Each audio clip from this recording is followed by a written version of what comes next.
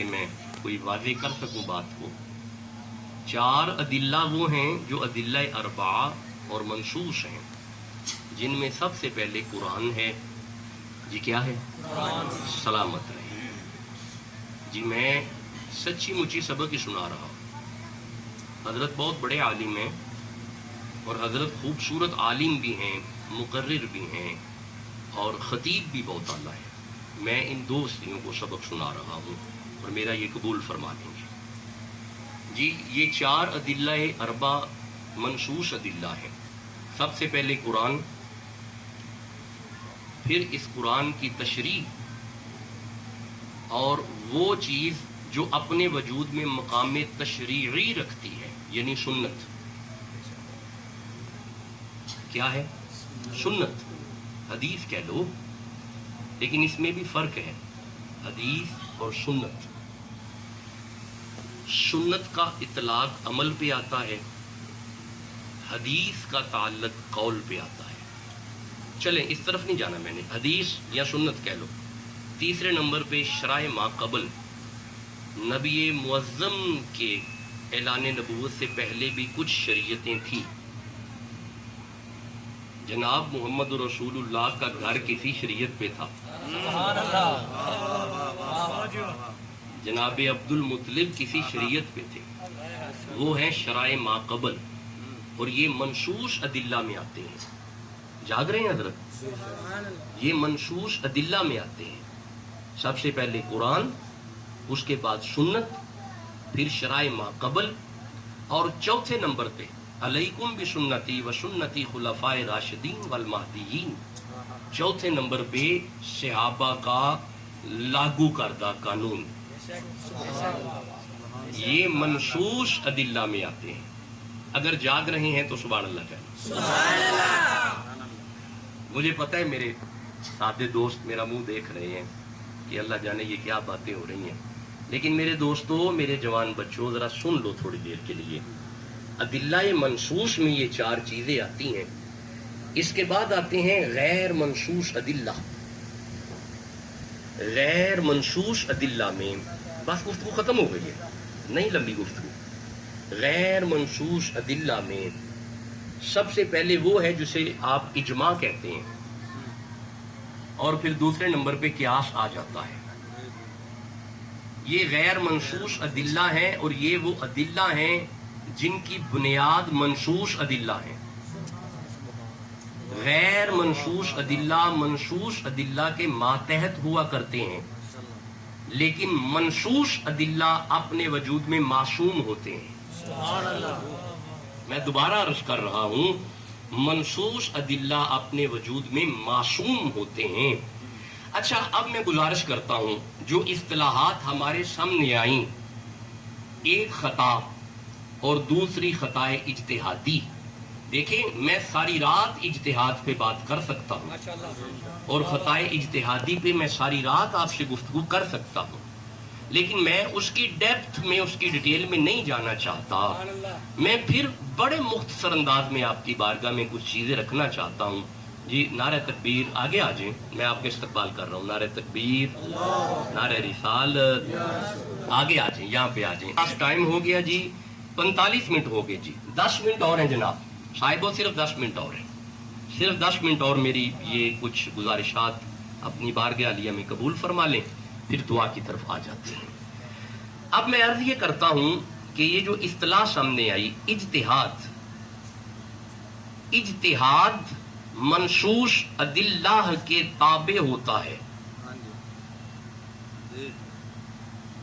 اجتہاد کا تعلق اجماع و قیاس کے ساتھ آتا ہے، ان سے منسلک ہم کر سکتے ہیں. منصوص ادلہ کے تابع ہوتا ہے، لیکن منصوص ادلہ کبھی بھی غیر منصوص ادلہ یعنی اجماع قیاس یا اجتہاد کے تابع نہیں ہوتا. یہ بالکل ان کے تابع نہیں ہوتا. اب میں دونوں ہاتھ جوڑ کے عرض کرتا ہوں، ہمیں منصوص ادلہ میں سے کوئی ایک روایت بتائیں جہاں پہ یہ بات موجود ہو کہ سیدہ نے اجتہاد کیا اور سیدہ خطا اجتہادی پہ تھی. میں دوبارہ یہ عرض کرتا ہوں، میں پھر یہ عرض کرتا ہوں، کاش کہ میرا پیغام آپ تک پہنچ جائے جو میں کہنا چاہتا ہوں۔ آپ کے افہام و تفہیم میں کمی نہیں ہے، میرے سمجھانے میں بڑی کمی ہے اور کوتاہی ہے۔ میں اپنا پورا ٹل لگا کے سادہ کر کے باتیں آپ تک پہنچانا چاہتا ہوں۔ میں عرض کرتا ہوں، گئیں وہ ابو بکر صدیق کے پاس تھیں، اس وقت میں فاروق اعظم بھی حیات تھے، اس وقت بھی مولا علی حیات تھے۔ مجھے ان منصوص شخصیات سے، ان کے اقوال سے بتائیں کہ کیا انہوں نے کہا تھا کہ سیدہ خطا پر تھیں یا خطائے اجتہاد پر تھیں۔ یہ علماء کے اجتہاد کو سامنے رکھ کے یہ کہنا کہ محمد کی بیٹی خطائے اجتہاد پہ تھی، یہ بذات خود خطائے اجتہادی ہے۔ میں کوئی عرض کر گیا اگر آپ کو سمجھ آ رہی ہے، ایسا کہنا خود خطائے اجتہادی ہے، اور اللہ علماء کے نامہ اعمال میں ایک ایک وہ نیکی ڈالے جو سنن نسائی میں نیکی وہ موجود ہے۔ مصطفیٰ کی بیٹی، اب میں ایک حدیث پڑھتا ہوں جلدی سے جسے امام ترمذی نے لکھا ہے، اور پورے پاکستان نہیں، مجھے پاکستان سے باہر بھی کالیں آئی ہیں، اور مجھے بار بار دوستوں نے کہا ہے کہ جہاں پہ بھی جائیں یہ حدیث ضرور پڑھ دیا کریں۔ امام ترمذی رقم تراز ہیں، امام ترمذی فرماتے ہیں، اذا دخلت فاطمہ تو، سیدہ جب بھی اپنے بابا کی طرف جاتی، قام الیہ، محمد کھڑے ہو جاتے۔ میں اپنا جملہ دہراؤں گا، تعبیر میں مغالطہ لگا ہے، میں اپنا جملہ دہراؤں گا، سنیں، دوبارہ سنیں اور اسے بار بار سنیں اور محسوس کریں آ کون رہا ہے، کھڑا کون ہو رہا ہے۔ جناب وہ ہر ایک کے آنے پہ کھڑے نہیں ہوتے تھے، محسوس کرو آنے والا کون ہے۔ اب میں مثال دیا کرتا ہوں، دیکھیں میں بیٹھا ہوں، میرے مرشد آ جائیں تو کیا خیال ہے میں بیٹھا رہوں گا؟ میں فوراً کھڑا ہو جاؤں گا۔ اچھا میرے مرشد بیٹھے ہوں اور بابا فرید آ جائیں تو میرے شیخ بیٹھے رہیں گے؟ نہیں، فوراً کھڑے ہو جائیں گے۔ اچھا بابا فرید بیٹھے ہوں اور مولا علی آ جائیں تو پھر بابا فرید تو بیٹھے رہیں گے نا؟ نہیں، فوراً کھڑے ہو جائیں گے۔ اگر مولا علی بیٹھے ہوں، محمد آ جائیں، اب اگر ساری کائنات بھی بیٹھی ہو، مصطفیٰ کے آنے پہ کھڑا ہونا پڑے گا۔ اب جو مغالطہ لگا ہے میں اسے واضح کیے دیتا ہوں، جس کے ادب میں کائنات کھڑی ہو اسے مصطفیٰ کہتے ہیں، جس کے ادب میں کائنات کھڑی ہو اسے مصطفیٰ کہتے ہیں، اور جس کی محبت میں محمد کھڑے ہو اسے سیدہ کہتے ہیں۔ جسے سمجھ آ رہی ہے وہ سبحان اللہ کہہ دو۔ یہ گفتگو ختم ہو گئی جناب، 49 منٹ ہو گئے، 6 منٹ اور ہیں۔ فٹافٹ اس آیت کے صرف پہلے 2 لفظ سن لو۔ یہ سورہ احزاب کی آیہ مجیدہ ہے۔ اللہ فرمایا بسم اللہ الرحمن الرحیم، انما یرید اللہ، لے ہم سے سنے منصوص ادلہ، ہم سے سنے فاطمہ کی شان میں نصوص قطعہ، ہم سے سنے انما یرید اللہ لیذہب عنکم الرجس اہل البیت ویطہرکم تطہیرا۔ بیٹا ایک بات یاد رکھنا، when we say انما، قرآن میں جہاں پہ انما آ جائے، when we say انما in Quran, a specific circle is created. The inside of the circle, these are the peoples concerning with innama, while the outside of the circle having not concern with innama. نہیں، ایک اور آسان کرتے ہیں، when we say innama, a specific boundary line is created.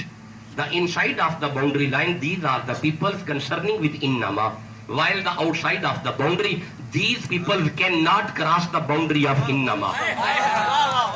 اچھا چلے آسان کرتے ہیں، جو علماء بیٹھے ہیں ان کی زبان میں یہ کلمہ حشر ہے۔ جب انما کہتے ہیں تو اس کا معنی یہ ہوتا ہے کہ ہون جڑی گل ہون لگی ہے نا، یہ ورگا کوئی نہیں۔ یار ایڈا آسان کر چھڑیا، اس تو آسان میں کتوں لے آواں یار۔ جتھے قرآن وچ انما آ جائے یہ معنی یہ ہوندا ہے ہون جڑی گل ہون لگی ہے نا، یہ ورگا کوئی نہیں۔ اچھا نہیں رکو، میں مثال دینا یار، مثال دینا۔ یہ سورہ مریم ہے، یہ 19 نمبر سورہ ہے۔ اللہ فرمائے بسم اللہ الرحمن الرحیم، قال انما انا رسول ربک لیہب لک غلاما زکیا۔ جبریل نے آ کے کہا مریم تمہیں میں بیٹا دینے والا ہوں۔ یہ انما بتا رہا ہے کہ فرشتے اور بھی ہیں پر جبریل جیسا کوئی نہیں۔ یہ انما بتا رہا ہے. اچھا ایک اور آیت سنو, اللہ فرمائے انما المؤمنون اخوۃ. یہ انما بتا رہا ہے کہ بھائی اور بھی ہیں پر مومنوں جیسا بھائی کوئی نہیں.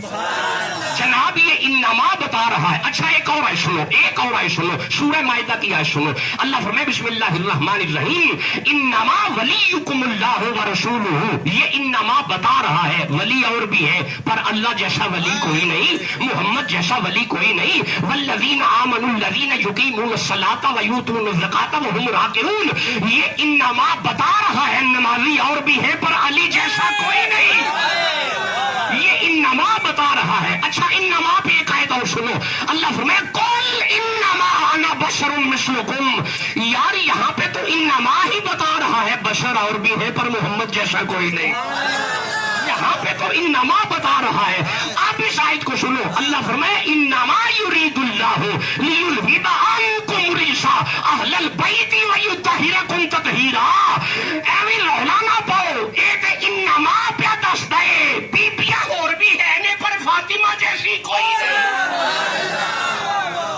میں گزارش تو یہ کر رہا ہوں, میں عرض تو یہ کر رہا ہوں, لفظ انما ہی کو اگر آپ لے لیں تو یہ انما اپنے وجود میں اس بات کی تفسیر ہے کہ محمد کے گھر جیسا کوئی نہیں, سیدہ جیسا کوئی نہیں.